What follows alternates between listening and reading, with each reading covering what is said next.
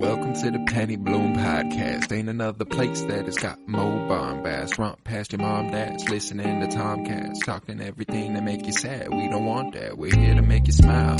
Put your mind at ease. Peace, love, and bloom, and always praise Keanu Reeves. This what we about. This some weeding now. We'll talk until we can't no more, and then we peacing out. Alright, let's go. Penny Bloom Podcast. It's the Penny Bloom Podcast. Penny Bloom Podcast. It's the Penny Bloom Podcast. Penny Bloom Podcast. Penny Bloom Podcast. Hello, everybody, and welcome into another episode of the Penny Bloom Podcast. 'Tis I, Colton Robertson, and we are continuing our journey through 52 years of film. I am joined today by Joseph George. What is up, homie? What's up? What's up? It's always a pleasure to be here, and I'm very glad that I'm here today. So I'm very glad you're here today, too, because this is one of the funnest movies in the entire 52-year span we're covering. So, as I've explained before, we started in the first day of January with 1970, and every Friday since, we've been covering a movie from every year. 1971, 2, 3, all the way through the 70s. We've reached the 80s as of last week, and now it is 1981. And what better movie to talk about from 1981 than Indiana Jones and the Raiders of the Lost Ark. Now, this is one that I've been wanting to cover on the pod forever now, so I am so happy that we're finally here. Oh, yeah, this movie, it pains me to say, but this was my first legitimate viewing and pretty much my first watch ever, pretty much. Well, no, okay. See, it took me a while. Like, I watched it when I was a child, like a small child. And I remember thinking like, yo, that's cool, but I'm going to stick with the Star Wars side of things where we got the laser pew-pews and the giant laser swords and stuff. This dude with his hat and his whip isn't getting it done for me quite as much. Then I revisit this movie, and actually I've got like a weird story with like the first time I watched this again. It was like, I was down at Mizzou, and I wasn't going to school at Mizzou, but I was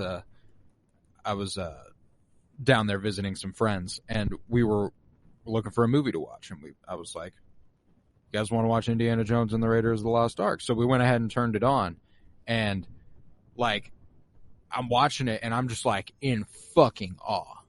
You know, like, I'm like, dude, how have I not loved this movie for longer? That was my exact mindset while watching this. Was like, oh my god! I think I was 19, so a couple years ago. Yeah, I was watching it and I was just like, oh my god! Like, I should have been watching this so much earlier. Like, this fun. Like, it is a fun movie. It is a good movie. Like, and that's the thing. It's like, this isn't just like fun for fun's sake. Like, it's also a very good story too. Like, oh, fantastic! There's like everything about this movie's good, but like, and I mean, like, let's lay the groundwork for the people, and then we'll dive further and further into our feelings for it. I've got the Raiders of the Lost Ark soundtrack playing here in the background, so I'm definitely ready to go. Released June 12th of 1981 and directed by Steven Spielberg, his second of our journey here. Last was Jaws. Written by Lawrence Kasdan, who also wrote The Empire Strikes Back, and with a story by George Lucas and Philip Kaufman. Now, this was fucking fantastic, and this was loved at the Oscars. Won 5, which is that's insane, fucking huge. Was nominated for 9, so won 5 out of 9, and unbelievable that John Williams didn't win Best Music that year. It was nominated for Best Picture, Best Director, Best Cinematography, and Best Music. Didn't win any of those. He's but probably won got best... his share of Oscars, though, John Williams. Oh, yeah. Best Art Direction, Best Sound, Best Film Editing, Best Effects, and Special Achievement Award for Sound Effects Editing.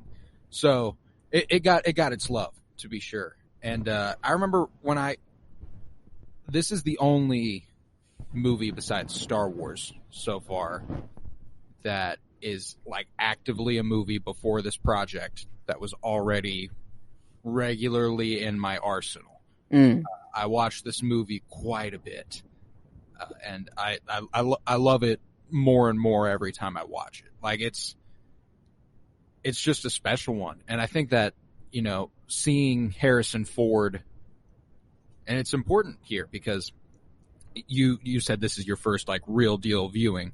After I watched Raiders of the Lost Ark, I watched the rest of the indie films just to see. Because I was like, well, this was fucking awesome. Let's see. They don't touch this again. I see. They're good, especially The Last Crusade with Sean Connery. That one's really good. But like the next one, Temple of Doom, is like a really big step down for me. And we'll get more to that later. But the thing that makes Indiana Jones so compelling here is that he is literally everything anyone has ever wanted to be. Dude is a hero. Dude's a hero's hero, man. Like this man is not only is he about that action, which they make it clear, like this man will do what he needs to do to get it done. And then they're like, you know what, we're just going to sprinkle this here on top of it. He's also smart as fuck. And this is his life's work. It's not just plundering for the sake of plundering. He's not just a raider. He is in pursuit of knowledge and increasing his knowledge and increasing the wealth of knowledge for the world. And therefore it makes him all the more awesome. You're just like, oh, this guy fucking rocks. He's fighting Nazis. Of course, like easiest enemy to hate too. Like, oh yeah, for sure. Like, yeah, this is like, just throw that. Like, I didn't know. Like, I had no idea. Like, the Nazis or like World War II, Hitler was like a big part of this movie. Like before, set in 1936. And but like super great and like villain, easily hated, super easy there. But Indiana Jones, his like kit, his arsenal, like his whip, his book, like he legitimately like takes out his book to like read hieroglyphs sometimes, like his little notebook, like his hat, like everything on his character or like his costume design is just like perfect. Like, it fits too well. And they utilize it like a lot. It's not just like he just keeps his whip like on his side at all times. It's just like part of his costume. No, like he's like actively using like all these things all the time, which I just really liked. I absolutely love that. Seeing the explorer side. With none other than our Dr. Octopus. Oh, yes. Oh, I forgot. Yeah. Alfred Molina popping up at the beginning of this movie. Yeah, the first 12 minutes like of this movie, the first sequence before we go back to USA, or I guess I don't know. Yeah, back wherever he teaches, wherever he teaches. But like just seeing like I had no idea he was in this movie at all, and I'm looking at him, I'm like, is that Doc Ock? Like, yeah. That really looks like him, but like he just looks so different in this character. Like he's like he lot just darker, looks a lot younger. Like, a lot younger. Like his skin is a lot darker. And like I'm like, like is that really Doc Ock? And then like I see his face a little bit better, and I'm like, oh, dude, that's Doc Ock. That's like, Alfred Molina right there, baby. I look it up to make sure, and I'm like, oh, that's just awesome. Like, oh yeah, love that. Love whenever we can get any Marvel crossover whatsoever into any of these movies, and especially having one so early, like in the 80s where they're in Marvel movies now. That's pretty fun. But I absolutely love it, the way that we kick off this movie with him sidestepping booby traps and seeing all of it coming, and then ultimately getting his prize there, and then having to make his way out via the iconic chase by the boulder, which is just and this movie is basically just a series of Indiana Jones running from various things. That's true. Yeah, he's really just escaping most of this movie. But that booby trap, that whole temple, every time I see booby traps and stuff, I always think like, what's the point? Like of all these things that like they shoot off one time and then you got to reset them. So like, it depends on how far the first guy makes it before he dies, like for the second guy to come in. But like I don't care, like that. Like I usually think of things like this during a movie, like, oh, booby traps are stupid. Like this is like a one-time thing to set up and it's all done. But like this movie, like that part of my brain was just off, and like it was just pure enjoyment, like throughout this whole movie. And like the first 12 minutes were just like awesome. It set the movie like basically threw you right in, you know, like, Oh yeah, it's it like, sets the tone bam. perfectly. You know, you get the indie theme. You get exactly what this movie is going to be about. You get the introduction to Belloc. Like you get it all right there at the beginning. You see, and I like that obviously the overarching villain is the Nazis. And it's really interesting because it's a rather progressive view of like a progressive movie for the time. Like the way that the natives in this movie and anywhere they are, whether it was when they were in the Arab country later on, or if they were here, it was always a colonial power that had duped the local population into helping them or forced them into helping them. They went with like the colonial imperial villain as the bigger bad, which I really, really enjoyed because it like, and the fact that, you know, Harrison Ford expressly at several times is like, they don't give a fuck about if we hurt each other. Like, Yeah, and I have no interest in hurting them. It's not at all what he's here for. they made like this movie, and I think this is something that George Lucas just does really well in his story writing, is that he makes it timeless. Like, no, like he doesn't involve like things that would make it a timepiece, like a thing that would fit in the time that it came out. And like Star Wars, you know, Star Wars will be Star Wars forever because he wrote it to be timeless. Right. And I sense the same thing with Indiana Jones, like with this movie, is that this movie will forever just be a fun movie to watch, like a great movie to watch. Like, just, I don't know, this, like, it's the most fun, this it's might the be most fun I've had. blasphemy. I might have more fun watching this movie than Star Wars, but that's just because like this was like my first time, Yeah, the like newness. watching You this. watched So like, Star Wars so yeah, much. No, I get you. No, I can certainly say the same. Like in terms of like in the last like few years of movies I've given first viewings and been immediately like, oh fuck, that's an all-time favorite movie of mine. There's not one I can think of that I had more fun watching than Raiders of the Lost Ark. It's like it's just ceaselessly fun. And, you know, there's a great cast of characters around Indiana Jones that, like, really, really propel this movie in other ways, like Marion Ravenwood and Sala. I love both of them. They're two fantastic role players in this movie. And, I mean, again, you got the heroine who's actually not just a damsel in distress, which I really enjoy. You know, she's not just the love interest, which is another thing they really, really fuck up in the second movie. Temple of Doom takes a step back from the nuanced kind of like, Indiana Jones isn't like all our other action heroes. Because that's what Raiders of the Lost Ark makes you feel. You're like, he's intelligent. He's not hyper masculine. He's not like, he's just kind of doing his thing, and he's here for a good time, not a long time. You know what I'm saying? Temple of Doom, he is much more your typical 80s action movie star who is very hypermasculine, lady killer, just like, and it's like, man, you really took the steam out of it here, man. I really liked it. Like, you end this movie and you're like, it's him and Marion Ravenwood. That's the vibe. That's what we doing. And we start the second movie and it's a prequel, so like it takes place like a year before. So like he's younger and like it's just kind of a step back for me. But nevertheless, anything was probably going to be a step back from this, just because Raiders of the Lost Ark is genuinely one of my favorite movies of all time, and frankly, I'd argue one of the best movies of all time, just because of its, like you said, timelessness and its overwhelming amount of fun that it provides while you're watching. And again, a villain everybody can hate, and if you don't hate him, you suck.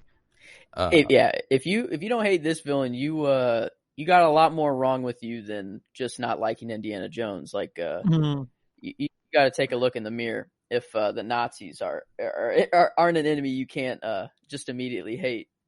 But what I love, like every time that he's doing something like heroic, there's usually a crowd watching him and, cheering him on, like climbing onto the submarine. You have the boys on the boat. Like, that was Indy? Like, he has to be fantastic. somewhere. Look again. And he's like, found him. And then they're like, yeah, like, just cheering him on. Like, let's go. I love it because it's like everyone in that situation was like, fuck the Nazis. Why would we want the Nazis to win? This dude's doing his fucking thing. I'm a root for this guy.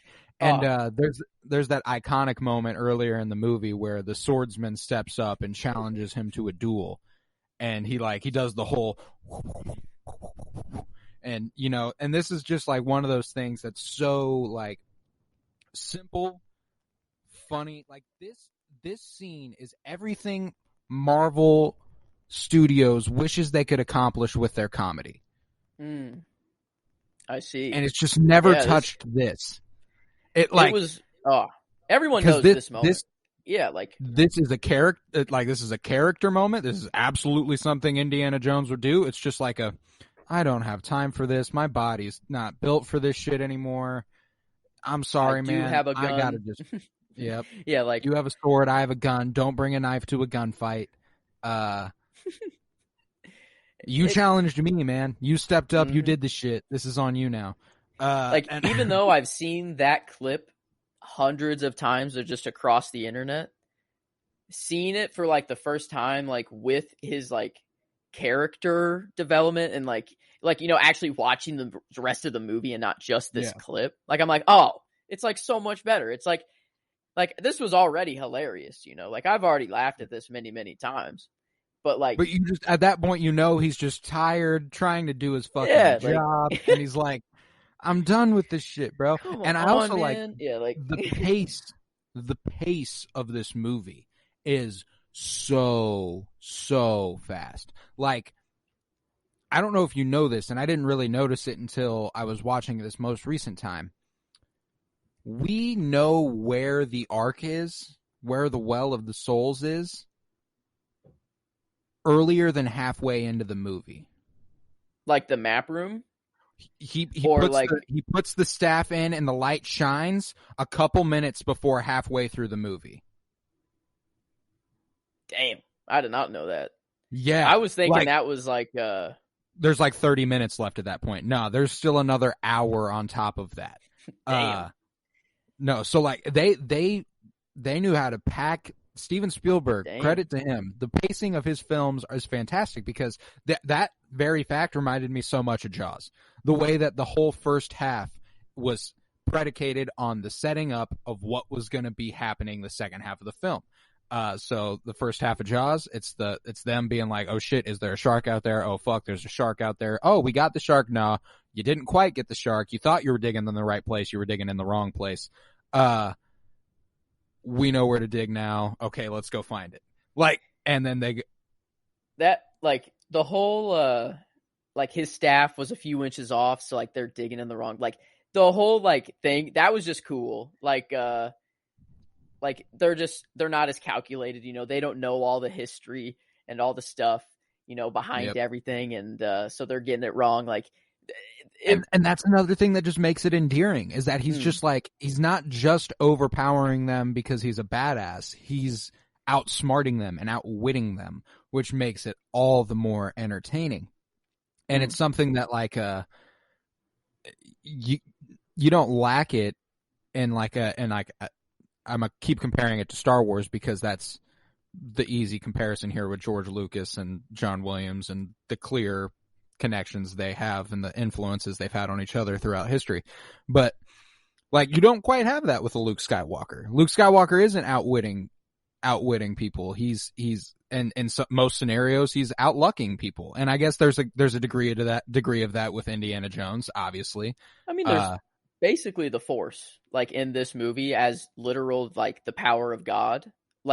Literally, the beam of light coming from the map room, they explain, those beams are so I was like, and also, okay, this part kind of confused me, and maybe I just didn't get fully what was happening.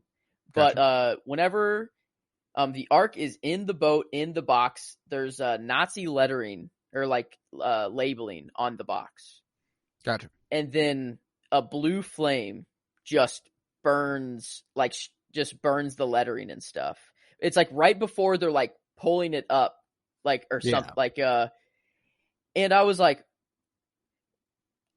I didn't know, like I didn't get it. Like was it burning the lettering? This movie was made to have sequels, and I think that was an illusion. Like, oh, this is going to keep being a problem. Oh, okay. I just didn't know like what was going on, because I was like, is like, for one, I was just like, oh, God hates the Nazis. He's just like getting that off of there, like get that like labeling off of this Ark, holy item. Like that's what my first thought was, like, oh, he's just screw Nazi. I'm not having Nazi labeling on my stuff. And then my second thought was like, are they trying to were they trying to disguise this box as the box that didn't have the Ark in it? Like they were like, he was trying to burn the label. In the movie like is that towards the end? It's the Ark box is in the boat. Like the boat before the submarine. This is like right before the submarine. They come in, they get the box off the boat and then put it on the submarine, basically. And it's right before they're attaching it to like a crane to like bring it up from like the cargo place. And before they start to bring it up, it like just shows the box in the cargo hold like all by itself, and then the blue flame like starts and burns all the stuff. Like and well, the way that I always interpreted that last little bit is that like at the end of this movie, Indiana Jones doesn't feel like the Ark's in a safe place at all. He's like, they don't know the power that they have. They don't know what the fuck they're holding. They shouldn't be in possession of that. And I always just associated that scene with the idea that this will continue to cause problems down the line. That makes sense.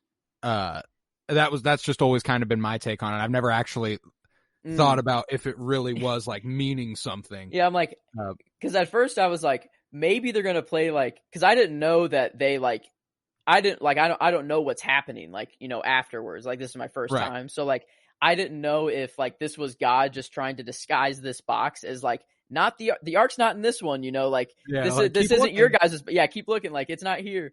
And I'm like, that's what I was thinking. I mean, like that could very well also be the case, like to be honest, I'd never put nearly enough thought into that little part of the film there.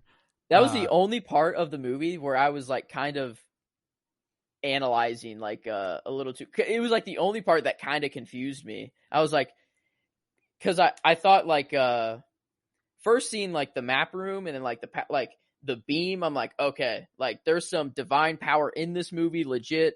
Like I'm accepting that fully. And then like I see this blue flame and I'm like, okay, so this is like God doing something. Power of God, yeah. Right, like this is God doing something, so there has to be some meaning behind it, is what I was Gotcha.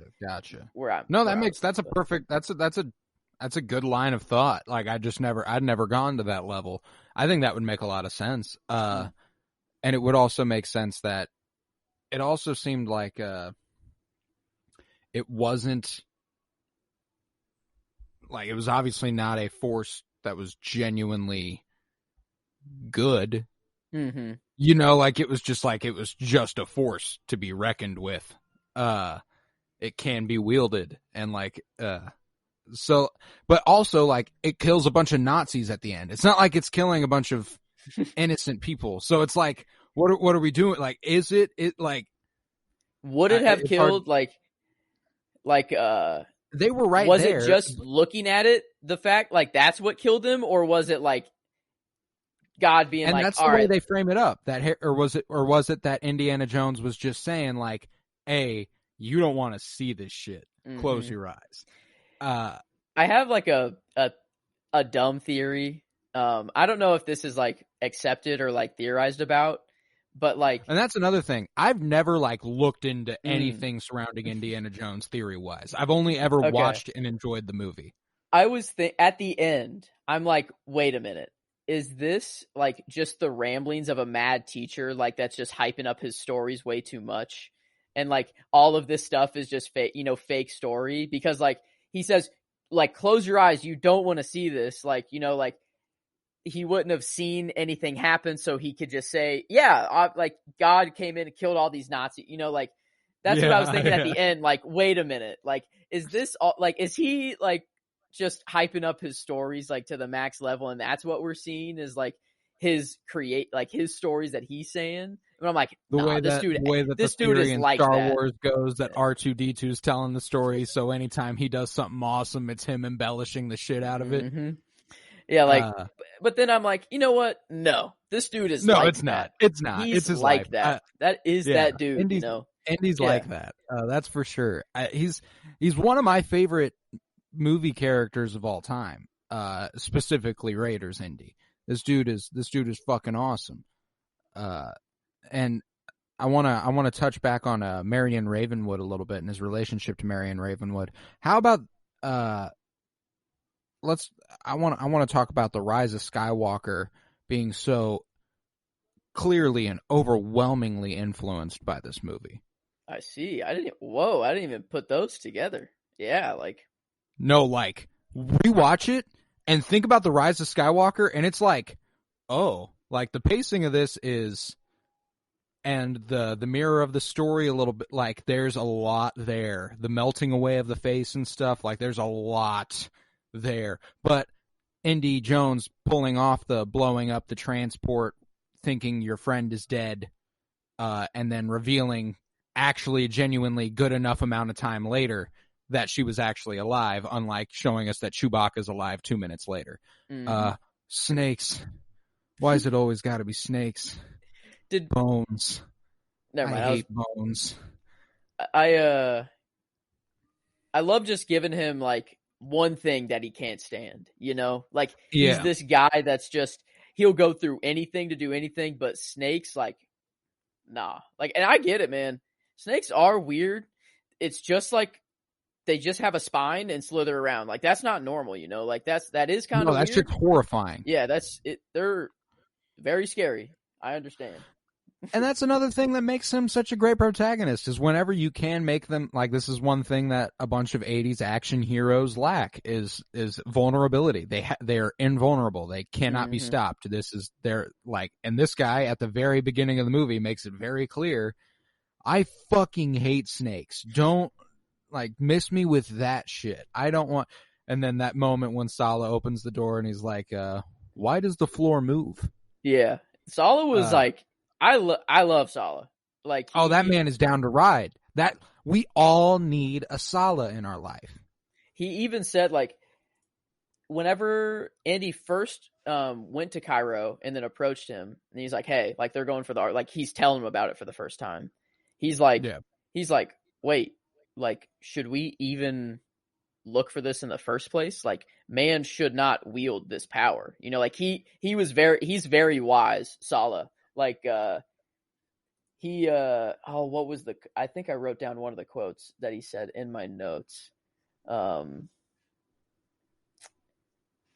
If the Ark is there in Tanis, man was not meant to disturb it. Yeah, that's what he said. But then he went on to say, like, but goddamn, wouldn't that be cool though?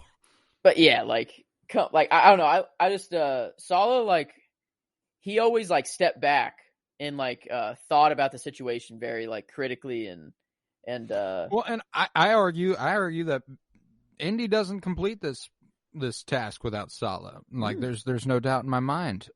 This is something that doesn't get done without Sala's help, without having an ally there. Because, I mean, who saves him when he goes and sits down in that bar later? Sala's kids who are like, Indy, Uncle Indy, come home. True. Like, without Sala, this shit ain't possible. So, like, Sala's is like an MVP, a low-key MVP of, like, pretty much the whole shit we've got going on so far. Like, if we could do, like, an awards right now, 70 through 81, Sala's the low-key MVP here, keeping your mans alive. Can we talk about the anti-MVP? This Nazi monkey, bro. Bro, the Nazi monkey, bro. That honestly kept blowing my mind. That, like, they got this monkey to hail. It, like, that was insane. I just, like, hilarious, the fact that they literally had to, like, train a monkey to hail. they Just created a terrible. Nazi. Yeah, You can't say no monkeys were harmed in the production of this film Nazi because monkey was you made a created. monkey a Nazi. Yeah, like straight up. That monkey was a snitch. He was a narc. He freaking that dude. Like I literally like most of my notes is just me pissed at this monkey. Um, I think my first note of the monkey is they got this monkey to hail, and then my next is the monkey is a freaking narc, and then this motherfucking monkey can do it all, and then he dies, and then I'm like, wait, they just killed this monkey? Like it was like in a Oh like I yeah, don't know, like like I just thought it was someone came in and poisoned the dates that they saw Indy eating, and then the monkey found the dates and was like, "Oh, I'm gonna eat a date." I just And couldn't believe that that's how they killed this monkey. I thought this monkey was going to be a much larger part of this movie, like because they set him up, like he like whenever he was in the truck and like the guy looked at him and like the monkey gave him like a nod, like okay, yeah, like yeah, I was like I'm like oh this dude's like a spy, he's gonna like tell them everything, and then bro, like he eats the date. I was with you because like it felt like a shoe-in because like Indy trusted the monkey, so did Marion. Like they were both like, "Oh, this is a sweet monkey," until Marion is hiding in the basket and the monkey's like, "Yo, she's right here. Yeah. She's right here." Cairo though, that city, that pop-up shop after when he has the truck, he just drives it into a garage and then they pop up a shop right in front of it, to hide him. Yeah. Like City of Cairo, like they're another MVP of this movie. Right. Like that was clutch. I just thought it was hilarious. Like instantly they see Indy, they're like, "That's our dude." Like we'll do anything to protect this man. Barricade him in. Yeah. No, yeah, it was fantastic, and I do love. I wanted to touch on Marion Ravenwood. I because her character is really dope, and the introduction of her in the mountains of Nepal, running a saloon. And just out drinking dudes under the table, just like fuck yourselves, guy. She's got an iron liver. Her liver is strong, bro. She's a different breed. But that first scene there, that's one of my favorite scenes in this entire movie, where Indy walks up in the bar, they talk for a little bit, and then the Nazis come in after him, and it becomes a problem. But when Indy comes back and he snaps that whip around the gun. And it's like, okay, now we really in it. Or the flamethrower thing, whatever was about to happen. I think it was like a little iron prod that was on fire because he throws it away and it catches the shit on fire. That whole sequence, fucking fantastic. And I gotta think this created. Not created because there's a certain influence from like 30s and 40s serials, but the chaotic action sequence. Like there is no Shang-Chi bus scene without Raiders of the Lost Ark, where it's like, oh shit, all this shit is happening all at once. Did the driver just hit his head and pass out? Yep. Okay, that's going to be another problem we have to deal with in a second. Oh shit, is there gasoline leaking under the plane? Is that going to be a problem here in a second? Yes. All right, we'll figure all that out in a second. We just got to deal with the problem at hand. And like that, I can't think of a movie that I've watched that does that earlier than this one, where we see all that unfold and pretty much every action sequence for Indiana Jones, it's like something is creating a bigger problem that he just can't deal with at the moment. Indy shoots like a barrel of beer or like something that's holding some liquor, and Marion's sneaking around and it's like pouring, and she just takes a quick little drink and nip. continues on. Like, oh, like there's so like they didn't need to do that, in this sequence at all. But like it just makes this movie just so much more, like the little things like that they add in, just make this movie so much more enjoyable. And absolutely. That whole sequence, like the shadows of the Nazis like walking in initially, like against the wall. Whenever the building is on fire and you see like the main guy like just with flames behind him, like just the imagery and like the like the shots in this movie are beautiful. Like, this movie's just so awesome. It's just so kick ass. Like, oh, it's so much fun, and it's got that obvious Steven Spielberg touch. There are several points where I'm like, oh man, this is so clearly made by the dude who made Jaws. Like, whenever they're digging the hole that Indy has pointed out for them, and we get that shot of their silhouettes pressed up against the sun, and them picking away at the dirt. I'm like, I remember seeing in Jaws the sun in the background through the window of the boat, and you saw two of them talking to each other, and like that's silhouettes like, and shadows were used heavily so utilized much. by that man. And he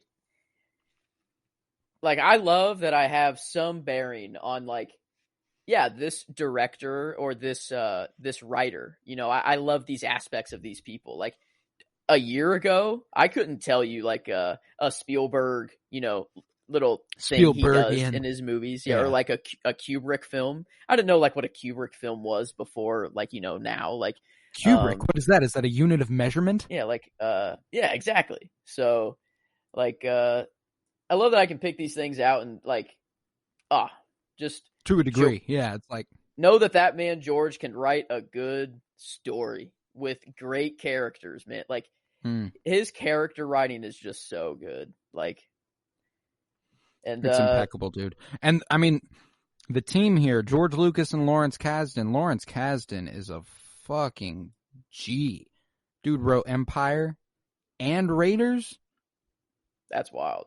I don't think you need a better resume than that. Like, I think that's it. I mean, like, how do you get better? There's no way else to go but down from that This point. movie's pretty stacked. Did receive a Kansas City Films Critic Award as well, for best film. It did. So gotta throw that one in there. But like the medallion, you know how like one side of it got burned into the Nazis' like hand? Yeah. Was that the same side that they saw, or like did it actually have two sides to it, and that one side was melted into his hand and only he saw it, and then the other side was the side that they still had? Like, I'm not sure. That's a good question. Because I think like in one part of the movie they were like, are you sure we have all of the writing? Like, are you sure there wasn't more to this? And oh yeah, because like Indy's also like, how could they possibly have there's no photocopy of the medallion, there's nothing. Like, so they had, so and it was the wrong side because so they were digging in the wrong spot. Okay, because I thought like that he had the same side they looked at, but then I'm like, wait, if he had the same thing, then how like would they be digging in the wrong spot or whatever? But then I was like, but then the way they messed up the calculation, like that was different from the writing, you know? Yeah, like they just read it wrong basically. So I think the thing he had in his hand, I think it was the same side that they had. Yeah. And I think there was only writing on one side anyways. Like, but I was just like, I didn't know if there was like two sides to it or something like that. But no, I guess it would just be one. Like, another thing that I'd never really considered watching this movie. I just always been like, shit, now they have a version of the medallion. But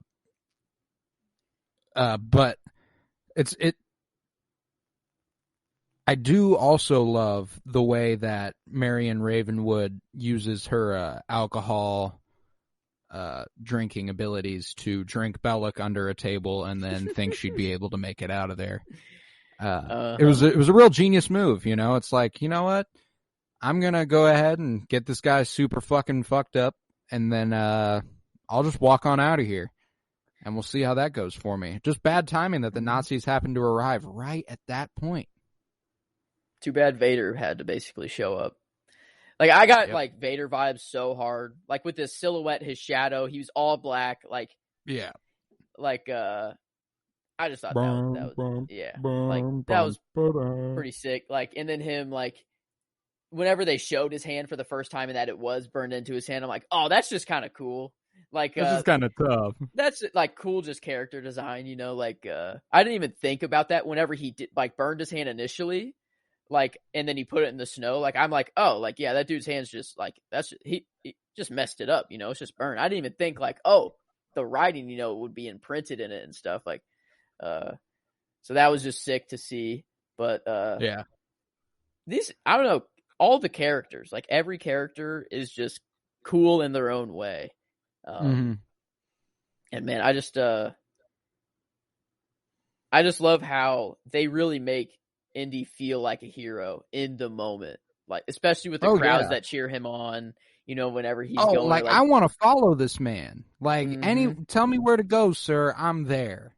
Like how whenever do you need help, and I will help you. He gets on a horse and he start like chasing. I think he's chasing the truck. Yeah, the truck's leaving. He's chasing the truck, and like everyone in Cairo's like, yeah, like freaking go get him, man. Like that's Indy. Like that's our boy. Yeah. Like I just it's like secondhand badassery. Like I keep always. I feel that here too. Like he is a hero's hero, and like seeing him do that stuff just makes you feel so good inside. Like it's just so wholesome. Like to watch.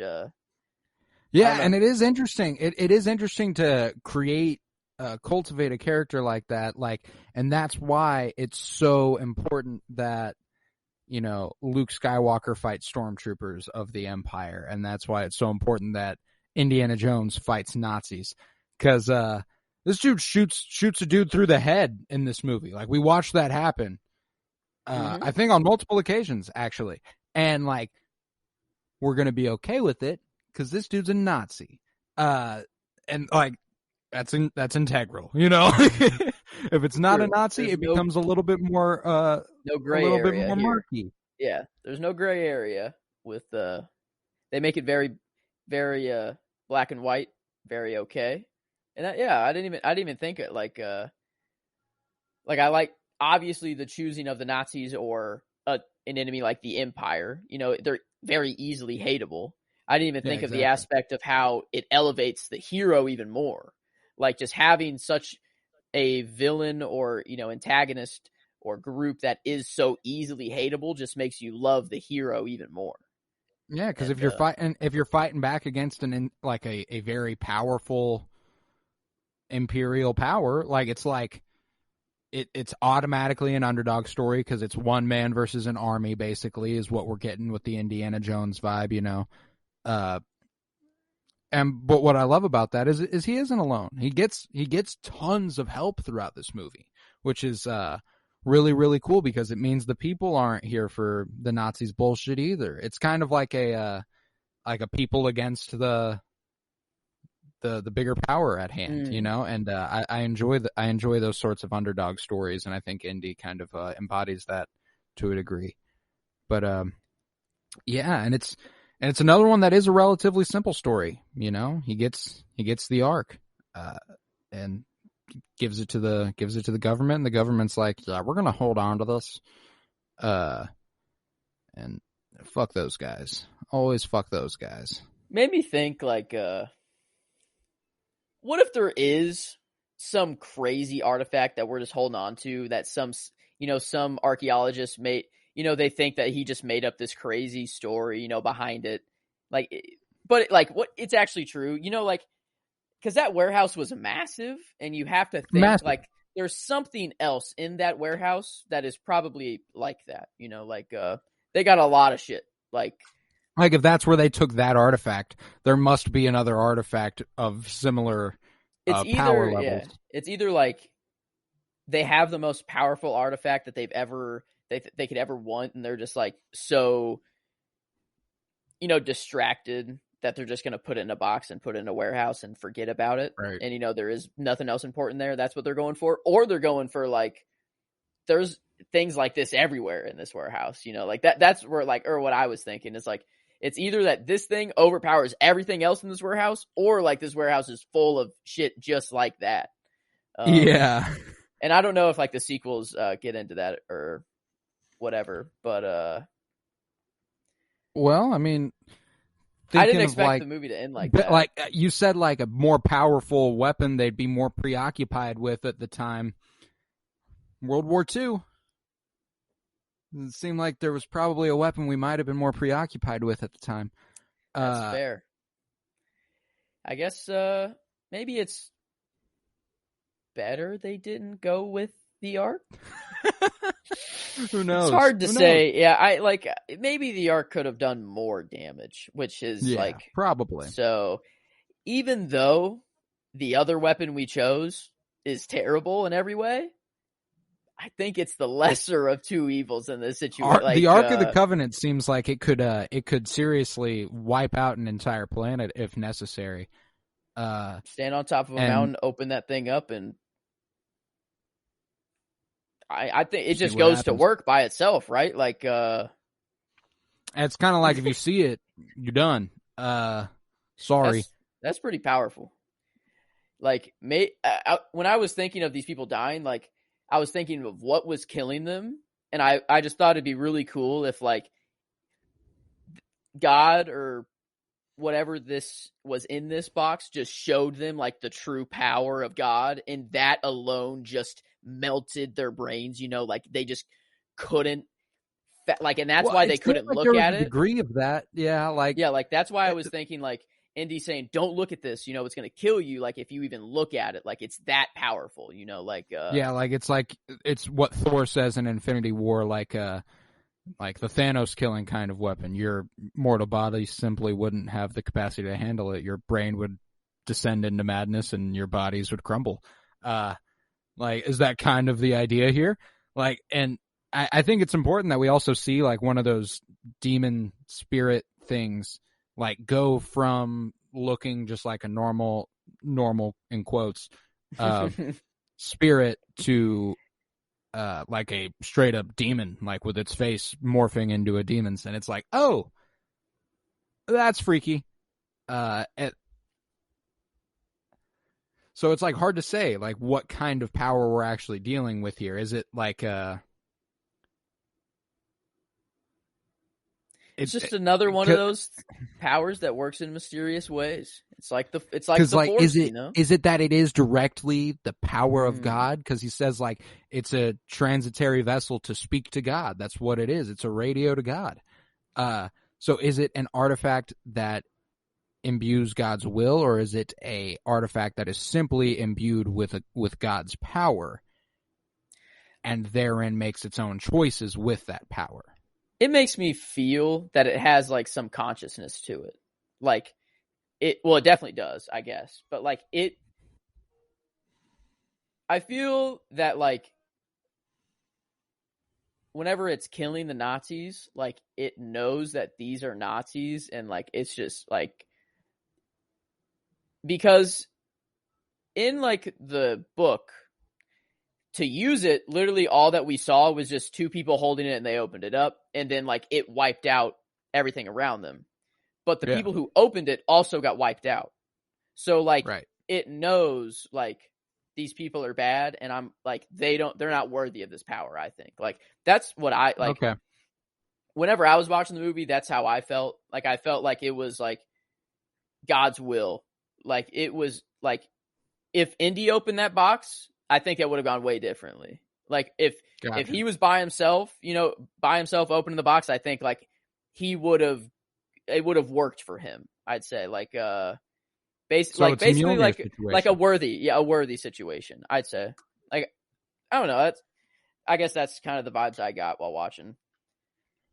No, yeah, that's interesting. It's because, like, there is something to the fact that, like, the only two people it doesn't kill are Indy and Marion Ravenwood in that direct vicinity. But there's also the other side of it where they're the only ones who didn't look at it. So it's like, is that the thing? Hard to say. I like to think it's just Indy saying, like, hey, close your eyes.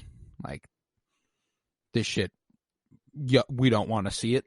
You know, just keep your eyes closed, because that'll scar you forever. I mean, she's already been through some pretty traumatic shit in this movie, like when she stumbled around the cavern of skeletons and, like, they just kept popping up around her.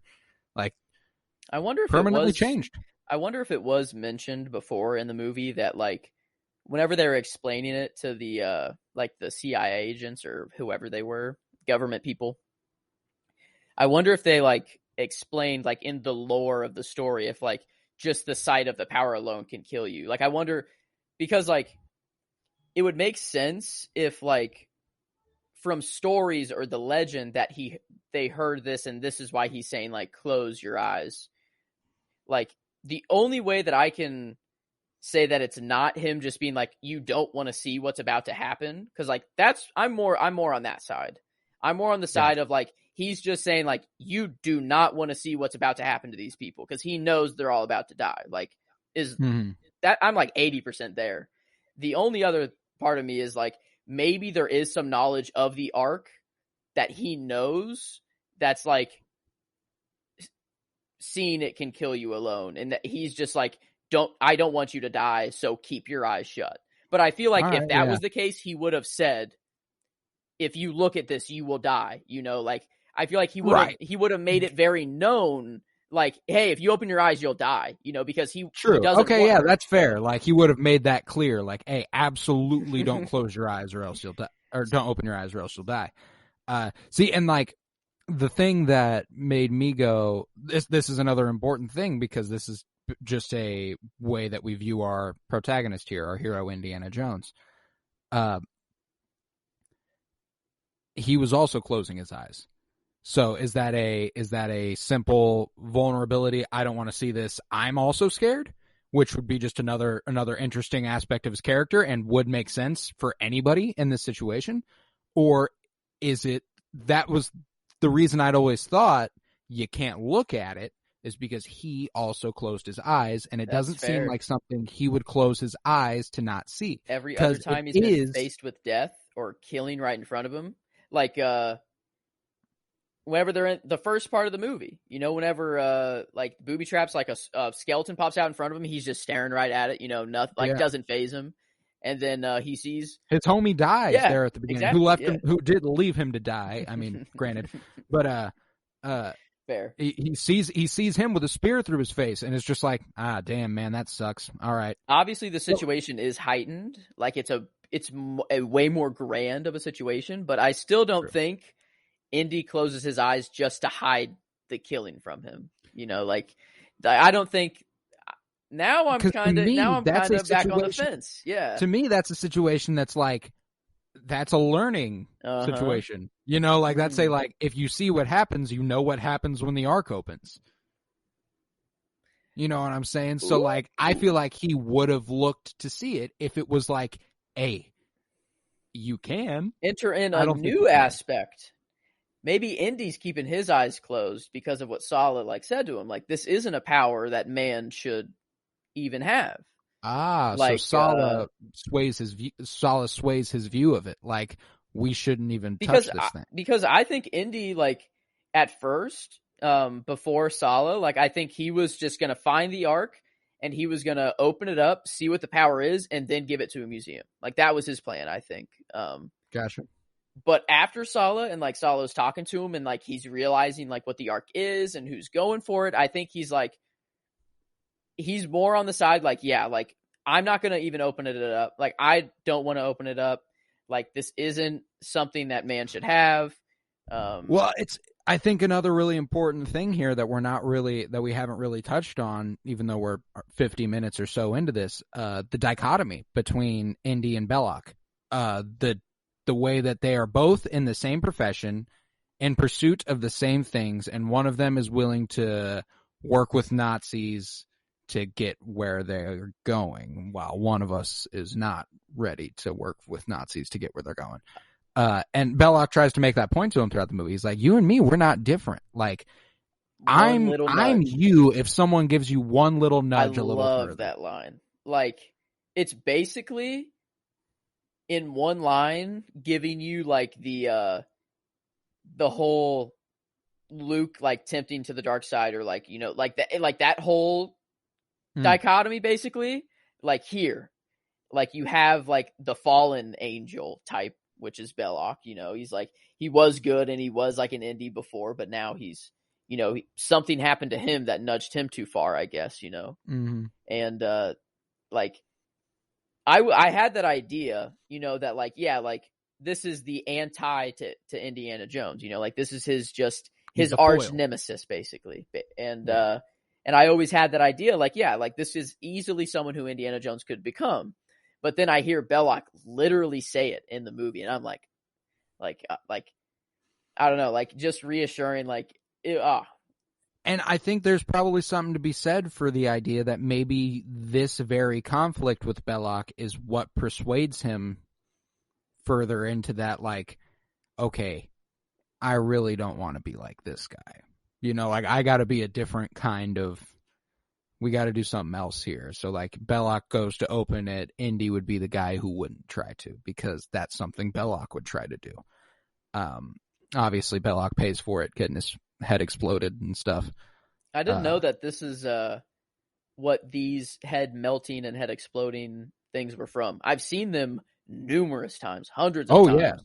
Yeah. Had no idea it's from Indiana Jones, which I know, like, whenever, like, the whole thing was happening, like the ritual and stuff, I'm like, wait, this is looking like really familiar. Like, this is looking, and then like it shows like the shot shows before, them like, before they're like starting to melting get melted, away. Like, and I'm like, oh my God, this is like what it's from. This is the thing. It's about to happen. And then it happened. And I'm like, oh my God, like, wow.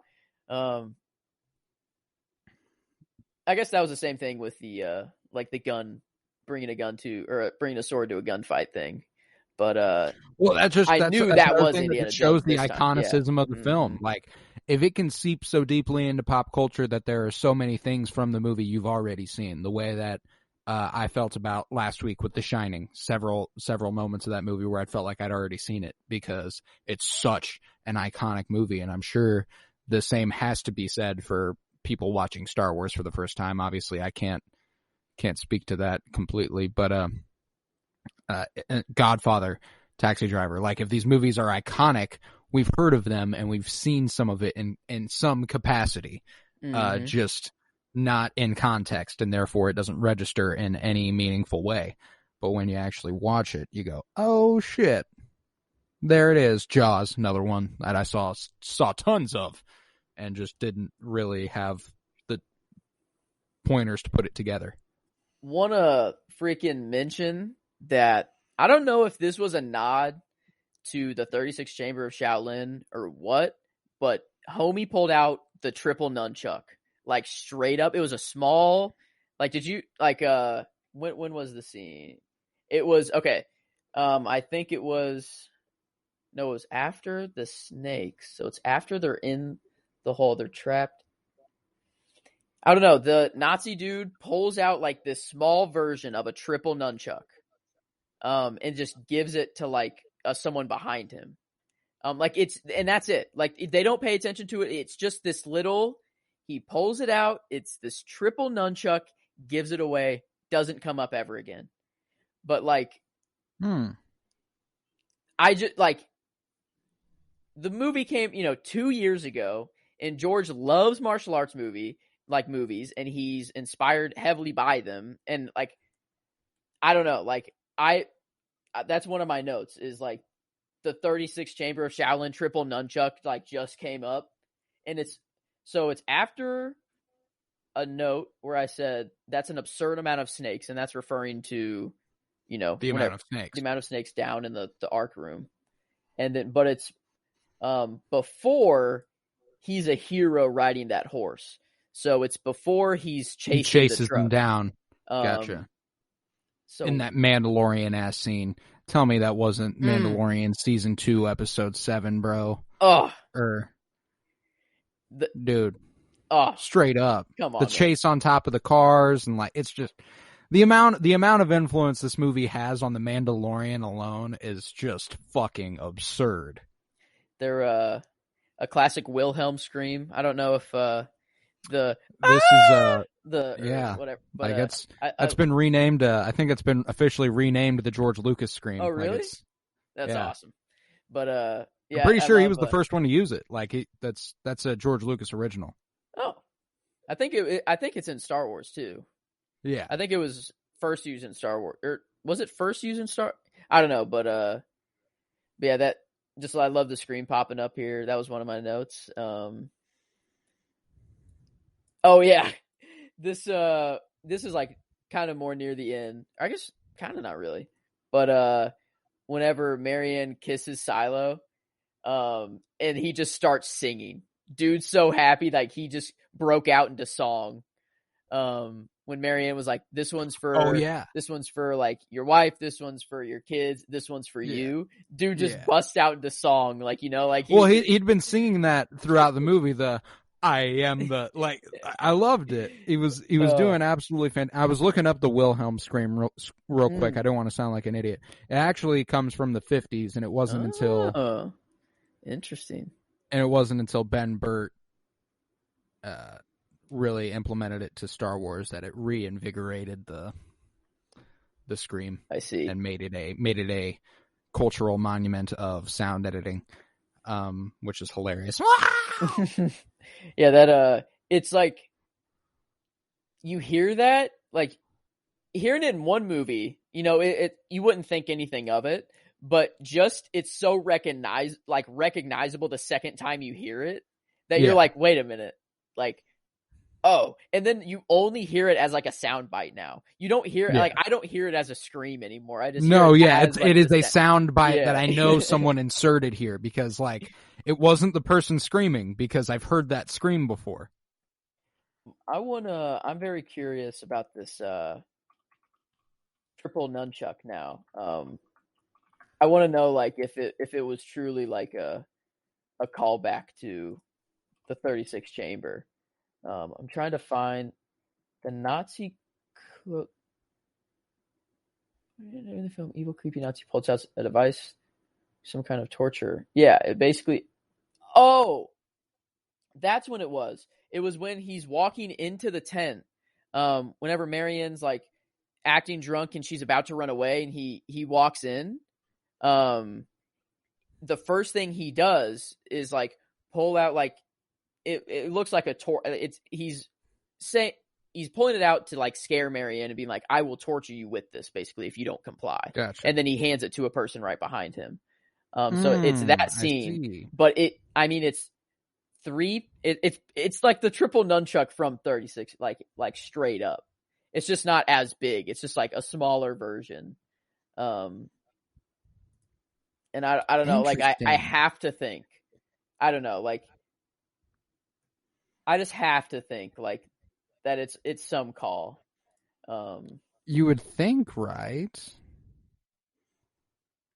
Let's see if anything pops up. I'm not finding anything in connection. Nope.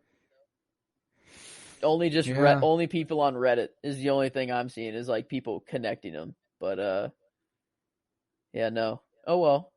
I mean, maybe it is. Maybe it is. Maybe it's like it's not a big enough thing to really be talked about. It's just kind of a thing that if you've seen both the movies recently in sequence, as we have in the last few weeks, you might put them together. But I don't have much else to say about Raiders of the Lost Ark. It's one of my favorites of all time. I know this is going to be high in our rating system. And if you're ready, I'm ready to jump into that. Well, the enjoyment is pretty easy. That's a 5 out of 5. If I could, I'd give it a 6 out of 5. I was about to ask, could we give it like a 5.1?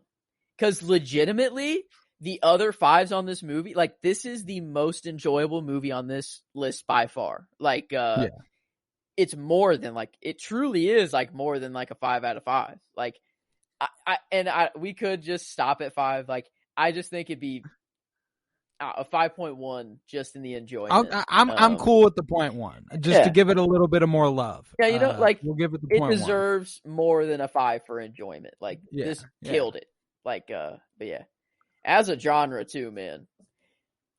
You look at an adventure film. There's no better place to look than Indiana Jones. This is a 5 out of 5 in its genre as well. And in terms of critically, I'm gonna give this because it's not quite a 5. Mm-hmm. There's definitely some stuff that makes you go, huh?